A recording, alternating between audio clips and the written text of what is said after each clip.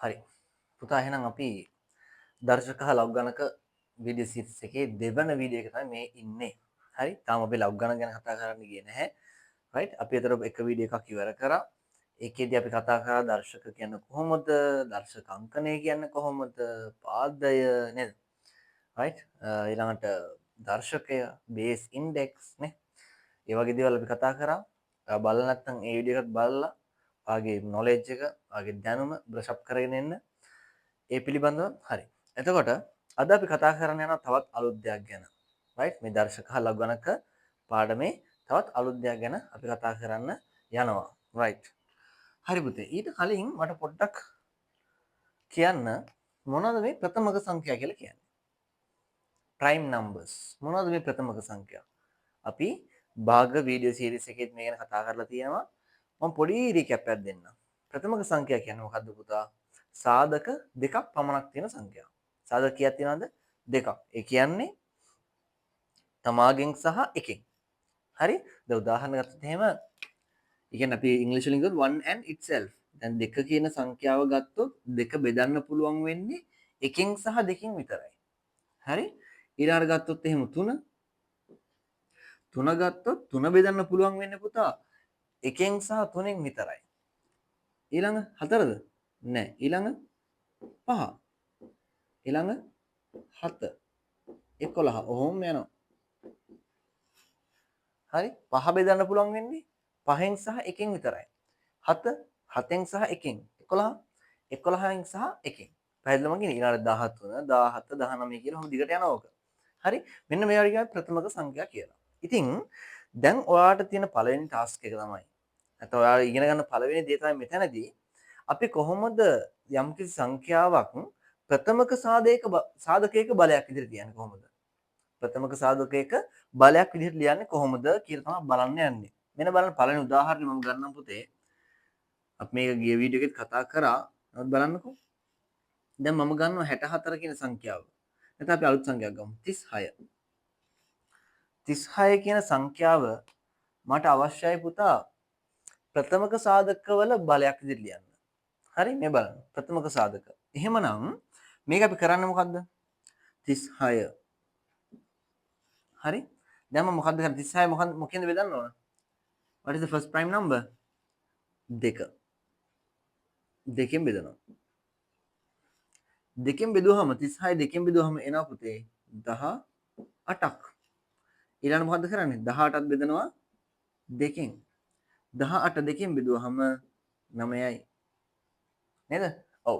දැන් 9 දෙකෙන් බෙදන්න බෑ. එහෙනම් මොකද්ද ඊළඟට තියෙන මේ ප්‍රථමක සංඛ්‍යාව? 3 නේ. එහෙනම් දැන් බලමු අපි 9 3ෙන් බෙදන්න පුළුවන්ද? ඔව් බෙදන්න පුළුවන්. හරි? 9 3ෙන් බෙදුවහම කීයද? 3ෙන් බෙදුවහම 3යි. දැන් මොකද්ද කරන්නේ? 3ත් බෙදනවා 3ෙන් 1යි. පැහැදිලිද? right. දැන් මට ලියන්න පුළුවන් මගේ පුතා 36 කියන සංඛ්‍යාව මෙන්න මේ ගුණිතය ආකාරයෙන් ලියන්න පුළුවන්. මෙන්න මේ ප්‍රථමක සංඛ්‍යා ටික භාවිතා කරලා. හරි? දෙවරක් දෙවරක් තුන් වරක් 3. හරි නේද? හරි. එතකොට මේක කොහොමද අපි දර්ශක ආකාරයෙන් ලියන්නේ? ඉන්ඩෙක්ස් නොටේෂන් වලින් ලියන්නේ කොහොමද? ලියන්නේ දෙකේව කීයක් තියෙනවද? දෙකේව කීසරක් ගුණලා තියෙනවද? දෙපාරක් නේ. 1යි 2යි. එහෙනම් ලියනවා පුතේ. දෙකේ දෙවෙනි බලය 2 to the power 2 නැත්නම් දෙකේ වර්ගය 2 squared කියලා අපිට කියන්න පුළුවන්. ඊළඟ 3 දෙවෙනි බලය 3 squared නැත්නම් 3 වර්ගය. පැහැදිලිද? මෙන්න මෙහෙම ලියන්න පුළුවන් අපි ප්‍රථමක සාධකවල බලයක් විදිහට. පැහැදිලිද? right. තව උදාහරණයක් බලමු. 100 කියන සංඛ්‍යාව කොහොමද ප්‍රථමක සාධකවල බලයක් විදිහට ලියන්නේ? බලමු. right මේ බලන්න. 100 එහෙනම් බෙදන්න වෙනවා අර විදිහටම. ඉස්සෙල්ලම බෙදන්න වෙන්නේ දෙකෙන්. මොකද මෙයා ඉරට්ටේ සංඛ්‍යාවක් නිසා. හරි නේද? 100 දෙකෙන් බෙදුවහම පුතේ එනවා 50. හරි. ඊළඟ 50 දෙකෙන් බෙදුවොත් කී දෙන්නේ? 25යි. ඊළඟ 25 බෙදන්න වෙන කීයෙන්ද? 25 3ෙන් බෙදන්න පුළුවන්ද පුතා? 3ෙන් බෙදන්න බෑ. එහෙනම් ඊළඟ ප්‍රථමක සංඛ්‍යාවට පයින්. පැහැදිලිද මං කියන එක? එහෙනම් කවුද ඊළඟ ප්‍රථම සංඛ්‍යාව වෙන්නේ? 5. right. එහෙනම් දැන් බලන්න 5න් උත්සාහ කරන්න. 5න් බෙදන්න උත්සාහ කරමු අපි. ඔව් 5න් බෙදන්න පුළුවන්. එහෙනම් බෙදනවා පුතේ මෙයා 5න්. 25 5න් බෙදුවාම 5යි. දැන් 5 බෙදන්නත් වෙන්නේ 5න්. එහෙනම් 1යි. හරි නේද? දැන් අපි 100 ලියලා බලමු. 100 ලිව්වොත් එනවා දෙවරක් දෙවරක් පස්වරක් 5 කියලා. හරි නේද? එහෙනම් මේකත් අර කලින් වගේම උත්තරයක් එනවා දෙකේ වර්ගය 2 squared times 5 squared. පහේ වර්ගය. පැහැදිලිද? මම ඉරක් අඳින්න ඕනේ නැහැ. පැහැදිලිද? එහෙනම් ප්‍රථමක සාධකවල බලයක් විදිහට තමයි මේ දීලා තියෙන්නේ. හරිනේ? ප්‍රථමක සාධක 2 5 මෙතන ප්‍රථමක සාධක 2 3 බල විදිහට අපි ලියලා තියෙනවා. පැහැදිලිද? හරි නේද? right. ඔයා පුතා දැන් මම මේ වීඩියෝ එකත් එක්කම ඇටච් කරලා තියෙනවා PDF එකක්. මම හදපු වර්ක්ෂීට් එකක් නෙමෙයි. හරි? ඒ PDF එක ඔයාලට පුළුවන් ඩවුන්ලෝඩ් කරගෙන ඒ PDF එකේ තියෙන ඒ වර්ක්ෂීට් එකේ තියෙන ගණන් ටික ප්‍රැක්ටිස් කරන්න. පැහැදිලි ප්‍රැක්ටිස් කරලා ඒකේ අවුලක් මොකක් හරි තියෙනවා ගැටලුවක් තියෙනවා නම් කමෙන්ට් එකක් හරි දාන්න. එහෙම නැත්නම් මම පර්සනලි මෙසේජ් එකක් හරි දාන්න. මේක මේ විසඳගමු. right? okay. එහෙනම් මං හිතලා මේක තේරෙන්නේ නැති කියලා. හරිනේ? right. ඔන්න ඊළඟට අපි බලමු මෙන්න මේ දර්ශක අංකණය කොහොමද වීජීය පදවලට දාන්නේ කියන එක. පැහැදිලිද? right අපි බලමු ඈ. හරි. දැන් බලන්න වීජීය පද. වීජීය පද කියන්නේ මොකක්ද? නිකන් අපි කතා කරමු. හරි මේ පිළිබඳව වෙනම වීඩියෝ සීරීස් එකක් එනවා. හරි වීජීය ප්‍රකාශන ඒ කියන්නේ වීජ ගණිතය සම්බන්ධ කොටස් වෙනම වීඩියෝ සීරීස් එකක් විදියට තියෙනවා. ඔයාලට බලා ගන්න පුළුවන්. වීඩියෝ සීරීස් එක විදියට මම තාම හදලා නැහැ. ඒකත් එනවා එතකොට. තව ටිකක් ඔයාලට ඒ පිළිබඳව ඉගෙන ගන්න පුළුවන්. මම පොඩි රීකැප් එකක් දෙන්නම්. මොකද්ද වීජීය පද? සාමාන්‍ය අපි ලියන්නේ x y a b කියලා ලියන්නේ. මොනවද? සාමාන්‍යයෙන් අපි යම් කිසි ඒ කියන්නේ අගයක් දන්නේ නැතිකොට නේද? નિયમિત අගය දන්නේ නැත්නම් මොකද්ද කරන්නේ අපි? එයාට කියන අඤ්ඤාත පදයක් කියලානේ. අපි දැන් නැත්නම් අඤ්ඤාත පදයක් කියලා කියනවා. unknown term අඤ්ඤාත පද. ඒ කියන්නේ අපි හරියටම මේ වැලියු එක අගය දන්නේ නැහැ. පැහැදිලිද?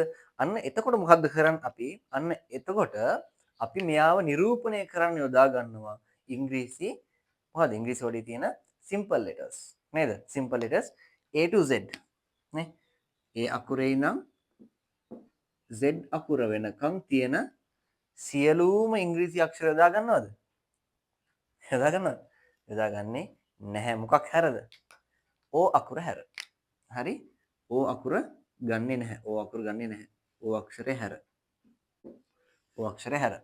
හරි? මේක ඉස්සරහ දැම්මොත් except 0. sorry not 0. it's O. except O. හරි මේක ලියන්න ඕනේ නැහැ නේ. හරි. පැහැදිලි? හරි. ඉතින් මෙන්න මේ වගේ වීජීය පදවල කොහොමද අපි දර්ශකාංකණය යොදවන්නේ? හරි? අන්න ඒ ගැන තමයි දැන් අපි බලන්න යන්නේ. හරි.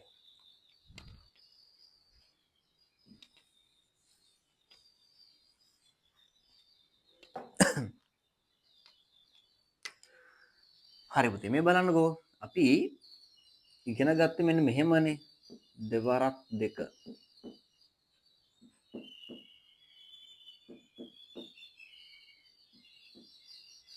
හරි? කුරුල්ලන්ගේ කීචි බීචි සද්ද ඇහෙනවද? නේද? හරි. ඒවත් අහගන්න. හොඳයි. රයිට්. දැන් මේක දෙක ගුණ වෙලා තියෙන පුතා කී පාරක්ද? 5 පාරක් ගුණ වෙලා තියෙනවා. 5න් ගුණ වෙලා නැහැ. 5 පාරක් ගුණ වෙලා තියෙනවා. එහෙනම් මට මෙයාව ලියන්න පුළුවන් කොහොමද? අපි ලියන එක දෙකේ 5 වෙනි බලය. දෙකේ 5 වෙනි බලය. හරි දෙකේ 5 වෙනි බලය. හරි නේද? ඔව් දෙකේ 5 වෙනි බලය ලියන්න පුළුවන්. ඊළඟ බලමු.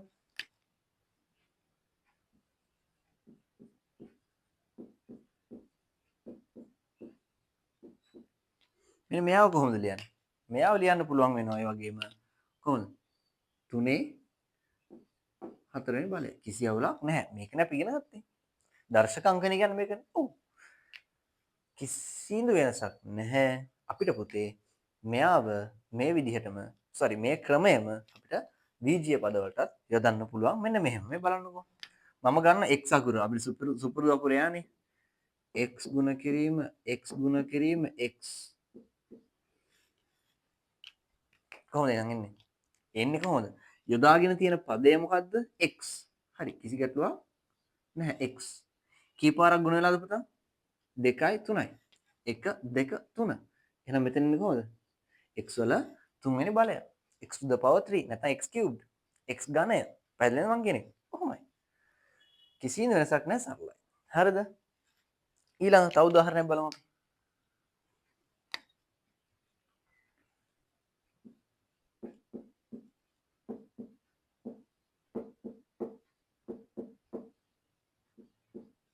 මේ බලන්නකෝ. මෙයා කොහොමද එහෙනම් අපි ලියන්නේ?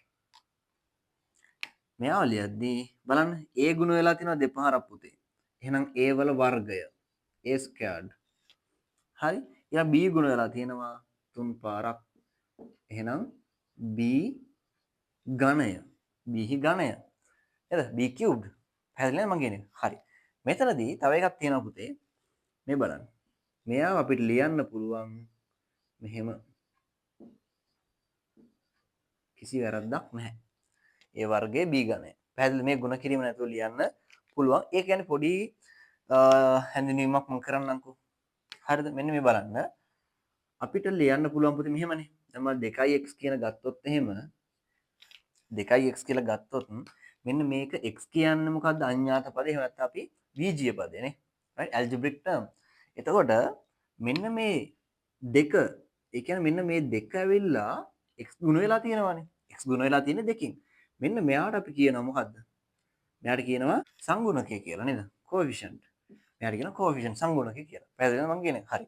මේ බලන්නකෝ. මෙතනත් අපි ගුණ කිරීම ලියලා නැහැ. එහෙනම් මොකද්ද මේක? මේ ගුණ කිරීම නැතුව ලියන්නේ කොහොමද? ඒක ගැන ඔයාලට පැහැදිලිකමක් තියෙනවා. මෙන්න මේ බලන්නකෝ මෙහෙමයි. සාමාන්‍යයෙන් අපිට බීජීය පද දෙකක් ගුණ වෙනවා නම් එයා එතනදී අපිට මෙන්න මේ ගුණ කිරීම නැතුව ලියන්න පුළුවන්. අන්න පළවෙනි අවස්ථාව. පැහැදිලිද? ඒක A වර්ගයේ B වර්ගය කියලා ආවත් මෙන්න මෙහෙමමයි. හරි? ඊළඟට බීජීය පදයක් යම් කිසි සංඛ්‍යාවකින් නැත්නම් ඔව් යම් කිසි සංඛ්‍යාවක ගුණ වෙනවා නම් එතනදිත් අපිට මේ ගුණ කිරීම නැතුව ලියන්න පුළුවන්. ඔච්චරයි. පැහැදිලිම කියන්නේ. හැබැයි අපිට සංඛ්‍යාවක් ගුණ කරගෙන එහෙම ලියන්න පුළුවන්ද? එහෙම ලියන්න පුළුවන්ද එහෙම 34 කියලා? එහෙම ලියන්න බෑ. ඒක වැරදි. එහෙම ඉන්නේ නැහැ. හරි එහෙම ඉන්නේ නැහැ කොහොමද දන්නවනේ. හරි ඒ වගේම තව උදාහරණයක් ගත්තොත් එහෙම මෙහෙම ගත්තොත් 3 ගුණ කිරීම x ගුණ කිරීම y.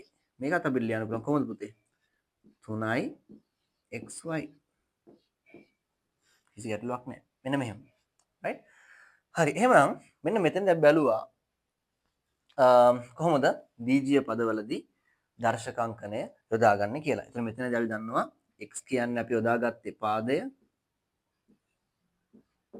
හරි පාදය. මෙයාගේ බලය කවුද? sorry දර්ශකය කවුද? 3යි. හරිනේ? right. මම ආයෙ පාරක් ලියන්නම් ඒකත්. හරි. මෙයාට කියනවා පාදය බේස්, මෙයාට කියනවා දර්ශකය ඉන්ඩෙක්ස්. හරිනේ? හරි. මම හිතනවා පුතේ ඔයාලට මේකත් පැහැදිලිව ඇති කියලා. right. අපි පොඩි ගණන් දෙයක් කරලා බලමු.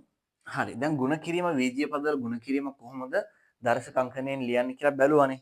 එතකොට මෙන්න මෙහෙම එකක් ආවොත් එහෙම මම ගන්නවා 3 වර්ගය b වල 3 වෙනි බලය.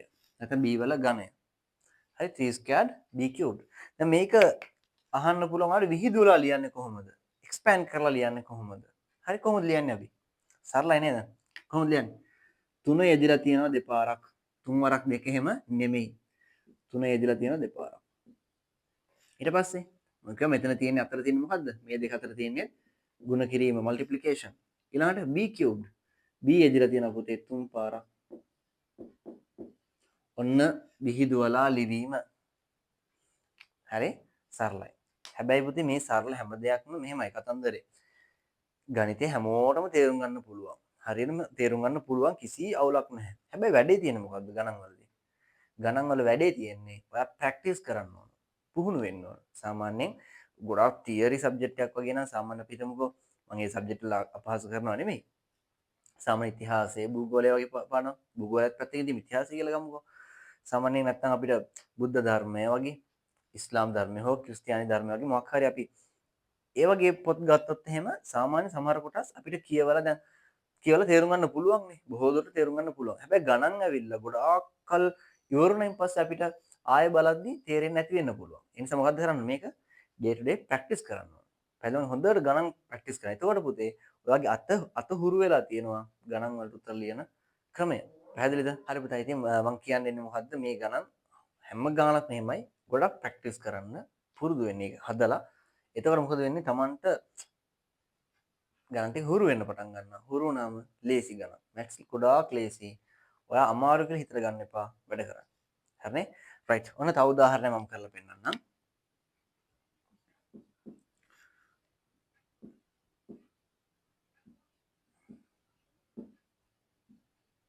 මේ බලන්නකෝ. පහේ වර්ගය xy ඝනය. දැන් මේක කොහොමද කරන්නේ? මේක විසඳවන්නේ මෙන්න මෙහෙමයි. හරි? පහ ඇදිලා තියෙන දෙපාරක්. කිසි ගැටලුවක් නැහැ. පස් වරක් 5. ඊළඟට ගුණ කිරීම x. හරි නේද? හරි. ඊළඟට y ඇදිලා තියෙනවා පුතේ 3 ගමන. ඔන්න අපි 3 පාරක් ගුණ කරගත්තා. කිසි ගැටලුවක් නැහැ. පැහැදිලි මං කියන්නේ. මේ දෙලි පැහැදිලි කරන්නත් ලේසි. කතන්දරේ ඒකයි. හැබැයි ඔයාලට තියෙන්නේ ප්‍රැක්ටිස් කරන්න. හරි? මතක ඇතුව අනිවාර්යෙන් වර්ක්ෂීට් එක ඩවුන්ලෝඩ් කරගෙන කරන්න. කරලා පුරුදු වෙන්න. රයිට්. ඊළඟ අපි අන්තිම කොටස කතා කරනවා පුතේ. කොහොමද මේවට අගයන් ආදේශ කරන්නේ? හරි? අගයන් ආදේශ කරන්නේ කොහොමද කියන එක තමයි ඊළඟ අපි බලන්න තියෙන්නේ. ඒත් එක මේ ටිකත් ඔයා මම හිතනවා ඔයා වීඩියෝ එක පෝස්ට් කරලා නෝට් එකක් විදිහට හදාගන්න ඇති කියලා විශ්වාස කරනවා. හොඳේ. රයිට්. මේකත් එහෙම විදිහටම දාගන්න. හරි. එහෙමනම් අපි ආදේශ කිරීම කොහොමද වෙන්නේ කියලා බලමු. හරි? සාමාන්‍ය සරලයි ඒ කතන්දරේ. උදාහරණයක් විදිහට මේ බල මම ගන්න මේ උදාහරණය 3යි 3 වර්ගය ගමු x y ඝනය කියලා ගමු. හරි? මම ඊට කලින් මේ ගණන් හදලා ඉන්නම් පුතා. මෙන්න මෙහෙම එකක් ගමු. දෙවරක් x ඝනය කියලා ගමු. දෙවරක් x ඝනය. මෙතනදී කතන්දරය ඇවිල්ලා ආදේශ කරන්න තියෙන මෙන්න මෙයාව. x සමානයි අපි ගමු 2 කියලාම දාමුද? 2 කියලා දාමුකෝ. හරි? මෙයාවත් අයින් කරලා දාමු අපි. එහෙම බහිම වැඩේට. හරි මේ බලන්න. දැන් x ගේ අගය 2යිනේ. කතන්දරේ ගොඩාක් ලේසි. හරි ඔයාට ඉස්සෙල්ලාම දෙක මෙතන ආදේශ කරන්නත් පුළුවන්. ඊට පස්සේ ආදේශ කරන්නත් පුළුවන්. හරි ඉස්සෙල්ලාම ආදේශ කරනවා කියන්නේ මොකද්ද? x වෙනකොට 2 ලියනවා. 2 3 වෙනි බලය. එහෙමනම් එනවා පුතා දෙවරක් 2 කීයද? දෙවරක් 2 4යි 4වරක් 2 8යි. එහෙම නැත්නම් ඔයාට පුළුවන් ඊළඟ ක්‍රමයට කොහොමද? x ඝනයනේ x වල ඝනය. එතකොට විහිදුවලා ලියනවා ඉස්සෙල්ලාම x වරක් x ඊට පස්සේ ඔයාට ඕනම් පුළුවන් මේකේ අගයන් ආදේශ කරගන්න ක්‍රම දෙකම කිසි ගැටලුවක් නැහැ හොඳේ. මොකද උත්තරය අපිට හරියට ලැබෙනවා. දෙවරක් 2 4යි 4වරක් 2 8යි. මේ තමන්ට ලේසි ක්‍රමය පාවිච්චි කරන්න.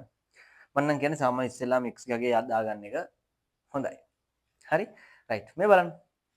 මෙතනදී මම ගන්නම් මෙන්න මෙහෙම එකක්. කොහොම එකක්ද? අපි ගමු x සමානයි 2 කියලා ගමු. y සමානයි 3 ගන්නවද? හරි ගමු 3 කියලා ගමුකෝ. දැන් y වලට 1 දාමු පුතා. x සමානයි 2යි y සමානයි 1යි. දැන් ආදේශ කරලා බලමු. මොකද වෙන්නේ කියලා. හරි? කෙලින්ම ලියන්නම් 3 වර්ගය. ඕකේ. ඒක එහෙම තියමු. x කියන්නේ කීයද? x කියන්නේ 2යි. y කියන්නේ 1යි නේද? එහෙනම් 1 ඝනය. 1 ඝනය. හරි. දැන් මම විහිදුවලා ලියන්නම්කෝ. 3 ඒවා 2ක් එනවා. 2 ඒවා හැමමයි. 1 ඒවා 3යි. සුළු කරන්න. 3 වරක් 3 9යි. 9 වරක් 2 18යි. 18 වරක් 1 18මයි. ආයෙත් එකකින් ගුණ කරාමත් 18මයි. ආයෙත් එකකින් ගුණ කරාමත් උත්තරේ 18මයි. පැහැදිලිද? හරි. එහෙනම් උත්තරේ කීයද? 18යි. තේරෙනවද? ආදේශ කිරීමත් ලේසි. හරි. මම තව එක ගානක් දෙන්නම්. ඔයා දැම්ම වීඩියෝ එක පෝස්ට් කරලා try කරන්න ඒ ගානත්. හරි පුතේ. වීඩියෝ කොහොම පෝස්ට් කරලා මේ ගාන දෙකේ උත්තර ටක් ගාලා ගන්න බලන්න. හරි. එහෙනම් ඔන්න බලා ගන්න. ඔයාගේ උත්තරේ චෙක් කරගන්න දැන්. x වලට ආදේශ කරන කීයද 2. එහෙනම් මෙතනින් එනවා පුතේ 2 වර්ගය. ගුණ කිරීම y වලගේ කීයද පුතා? 7යි. 7 ඝනය. හරි. දැන් අපි ටක් ගාලා විහිදුවලා ලියමු මේක. 2 2ක් එනවා. 7 3ක් ලියන්න ඕන.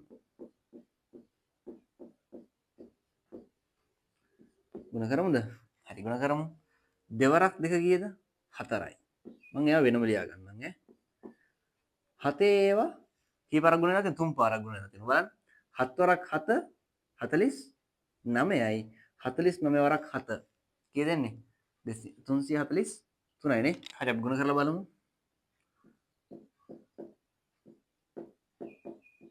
9 වරක් 7 කීයද පුතා? 63යි. 6යි.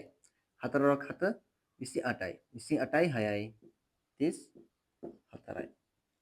කීයද? 343යි. දැන් මොකද්ද කරන්න ඕන? දැන් එහෙනම් ගුණ කරන්නකෝ. 343 ගුණ කරන කීයද? 3ෙන්. ගුණ කරමුනේ. රයිට්. මෙතන ලියන්නම් ඈ. 343 ගුණ කිරීම 4. 3 වරක් 4 12යි. 4 වරක් 4 16යි. 16යි 1යි 17යි. එක එනවා මෙතනට. 3 වරක් 4 12යි. 12යි 1යි 13යි. හරි? ඒතර උත්තර එනවා 1372යි.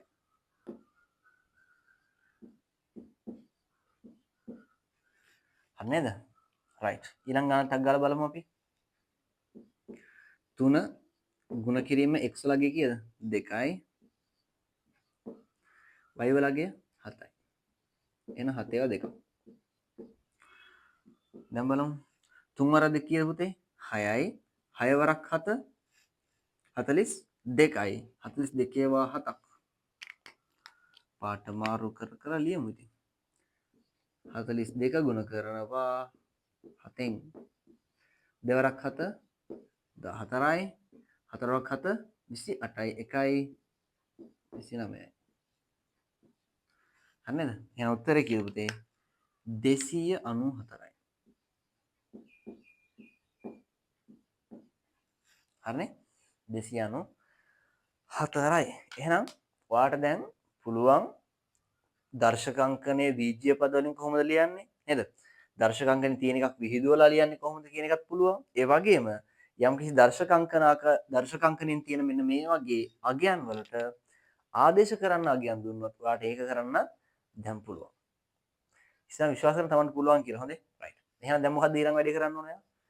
ලස්සනට PDF එක ඩවුන්ලෝඩ් කරගෙන ඒ PDF එකට උත්තර ලියන්න. හරි? ඒ උත්තර ලියද්දි මොකක් හරි ගැටලුවක් තියෙනවා නම් මට අනිවාර්යෙන් මැසේජ් එකක් දාන්න. මම උදව් කරනවා. හරි? අපි එහෙනම් ඊළඟ වීඩියෝ එකේදී හම්බ වෙමු.